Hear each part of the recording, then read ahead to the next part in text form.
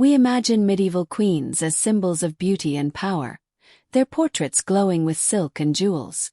But behind those crowns was a reality far darker. They lived with rotting teeth, lice-infested wigs, poisoned gowns, and chambers that stank of waste and decay. What history painted as elegance was often misery wrapped in gold. Their royal treatment was not comfort but suffering, rituals of filth that would horrify us today. The truth is simple. Being a queen did not mean living above the dirt, it meant drowning in it. And that is the hidden face of medieval royalty. We imagine queens glowing in silk and jewels, their portraits showing flawless skin, shining crowns, and perfect grace. Painters and poets wanted us to believe that royalty lived above the dirt of ordinary life, untouched by the filth that peasants endured. The truth smelled very different. Behind those elegant images was a world where soap was rare, bathing was feared, and perfume was used to hide decay instead of enhancing beauty. The gowns that looked dazzling in paintings were often unwashed for months, sometimes years, gathering sweat and dust against the skin. The palaces we picture as fragrant halls of roses were filled with the stink of unwashed bodies and spoiled food. By comparison, peasants who rinsed themselves in muddy rivers or visited the few remaining public bathhouses were sometimes far cleaner than the women wearing crowns. Even the lowest servant scrubbing floors often had fresher skin than a queen. And if you think this is exaggeration, just wait till you see what was inside their mouths. Sugar was once rarer than gold in Europe, and only the richest could afford to taste it. Queens and noblewomen treated it like treasure, eating candied fruits, sweet pastes, and sugared flowers as daily luxuries. Queen Elizabeth I was known for her obsession with sugar, enjoying it so often that her teeth quickly began to rot. By middle age her smile had turned brown, and by her later years many of her teeth were completely black. For ordinary people, tooth decay was a mark of poverty or neglect, but at court it became a strange fashion statement. Ladies began to paint their teeth dark on purpose, copying the queen's decayed smile because it showed they could afford the same luxury. Some smeared soot, others used mixtures of honey and charcoal, which only made the damage worse. Ambassadors even wrote that her breath was unbearable, describing it as the stench of rot escaping whenever she spoke. Black teeth weren't shame, they were status. Imagine a royal ball where every laugh revealed rows of rotting mouths, each grin releasing a sour odor into the air. But foul breath wasn't the worst smell inside a queen's chambers. When it came to their monthly periods, queens had no clean or comfortable options. They relied on strips of old cloth that were rinsed and used again and again, sometimes for years. These rags were often washed not in soap and water but in stale urine, which was collected in chamber pots and used as a kind of detergent because it turned into ammonia over time. After rinsing, the cloths were hung to dry and then pressed back against the body, carrying with them a sharp stench that never truly went away. A German princess once wrote in her diary about how unbearable the smell became when several noblewomen were menstruating at once, forcing a duke to throw open the windows in the middle of winter. Some women tried to replace rags with small pouches filled with moss, which did absorb blood but quickly rotted when left damp and unwashed. The result was not only foul odor but colonies of bacteria spreading inside the very fabric meant to protect them. Every month, queens layered more filth onto already unwashed bodies. And in that filth, something else was crawling, living kingdoms on their skin. Lice were not an occasional nuisance for queens, they were daily companions. Every morning, servants would sit with their mistress for hours, combing through her hair and picking out lice and their eggs. The insects were gathered on cloths and then burned, yet no matter how often the process was repeated, they always returned. Some infestations grew so heavy that physicians stopped counting after finding thousands on a single scalp. One queen was even forced to cut her hair short when the problem became too overwhelming. Strangely, many in that age did not see lice as pests at all. Some believed they appeared naturally on dirty skin and were signs of humility or even holy suffering. Saintly women welcomed them, treating each bite as a blessing.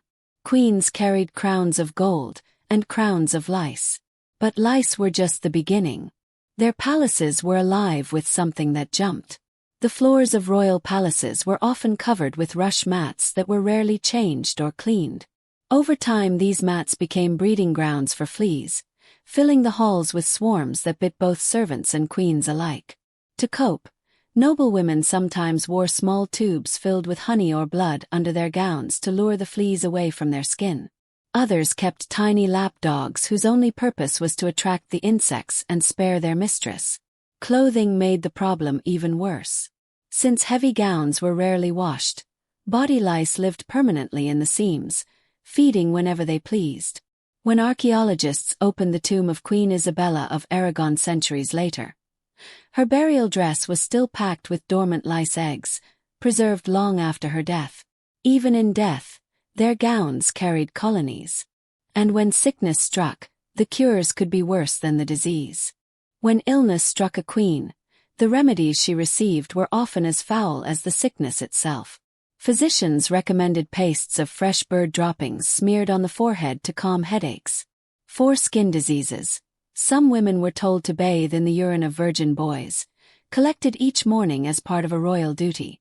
Queens desperate for children endured treatments that sound more like punishments. Catherine of Aragon was once made to sit over burning piles of goat dung so the smoke could rise into her body and wake her womb. Other women were instructed to use pessaries made of crocodile dung mixed with honey, a prescription passed down from ancient texts and taken seriously by court doctors. These were not the desperate tricks of peasants but the official cures trusted by Europe's highest circles. What they trusted as medicine today we'd call pure filth. But nothing was deadlier than childbirth behind those locked royal doors. Childbirth for a queen was meant to be a grand event, yet the conditions inside the birthing chambers turned it into a death trap. Windows were sealed shut, fires were kept burning, and the air grew thick and stifling. Hygiene was almost non-existent. Doctors and attendants did not wash their hands, moving straight from the dissection of corpses or the treatment of other patients into the queen's chamber. The same bloody instruments were used again and again, wiped on a rag and shoved back into service. Infection spread quickly, and death often followed soon after delivery. Jane Seymour, the third wife of Henry VIII, died just 11 days after giving birth, her body overwhelmed by the very conditions meant to protect her. For all the ceremony, royal births were spectacles, and graveyards in disguise. And if a queen survived, marriage itself often delivered a new curse. Queens who managed to survive childbirth often faced new dangers brought directly from their husbands. Royal men were rarely faithful, and their affairs spread syphilis through the courts, passing the infection to their wives. The standard treatment was mercury, rubbed onto sores or taken in vapor form. Instead of healing, it slowly poisoned the body. Teeth loosened and fell out, gums bled, and hair disappeared in clumps. Many women slipped into confusion and madness, their minds destroyed by the very cure that was supposed to save them. Physicians had a saying at the time: "A night with Venus, a lifetime with Mercury." The damage was lasting and cruel. And when hair fell out, they turned to wigs that hid more than baldness. When queens lost their hair, wigs became the answer, but those wigs brought their own horrors. They were made from human hair, often cut from the poor or even from corpses, and styled with animal fat to hold their shape.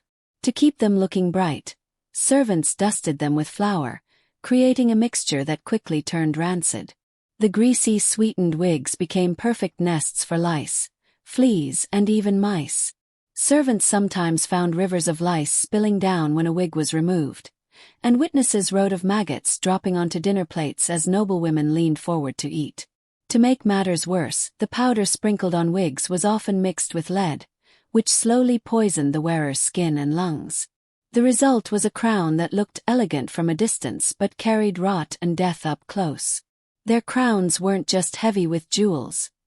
They crawled with life. And if the wig didn't kill, sometimes the gown itself did. The gowns queens wore were dazzling to look at, but behind the shimmer they were as dangerous as any weapon. Heavy dresses were rarely, if ever, washed. Instead they were smoked over fires with herbs to mask the odor of sweat and decay trapped in the fabric. Some gowns began to rot right on the body, the cloth slowly breaking down under layers of filth. Worse still, enemies sometimes laced fabrics with poisons such as arsenic or mercury, letting toxins seep into the skin of the wearer. Because of this, queens often kept dress testers, servants forced to wear new garments first to see if they survived. What seemed like luxury could rot or even murder. And for some queens, filth itself was not just tolerated, it was worshipped. Some queens and noblewomen did not just endure filth, they embraced it as a sign of holiness. Isabella of Castile was said to have worn the same undergarments for 8 months during the siege of Granada, until they had to be cut from her body. She considered this a triumph of devotion, proof that comfort and cleanliness were worldly temptations. Other women treated lice as sacred, praising each bite as a gift from God. Saint Margaret of Hungary refused to wash, letting insects crawl freely across her skin while she prayed. Saint Elizabeth of Hungary slept in her own waste, believing that the rejection of cleanliness brought her closer to heaven. These acts were celebrated as piety, not condemned as madness. For them, filth was faith. And this mindset fueled one of the most terrifying legends of all. The most chilling story linked to royal women is that of Elizabeth Bathory, remembered as the Blood Countess. According to legend, she murdered hundreds of girls and bathed in their blood in a desperate attempt to preserve her youth. While historians still debate the truth of these tales, what is certain is that blood does not stay fresh. It clots within minutes, turning thick, brown and foul-smelling. Servants later described scraping congealed gore from her skin and gagging at the stench that filled the rooms. Whether entirely real or exaggerated, the story was believable only because people already knew how filthy royal life could be.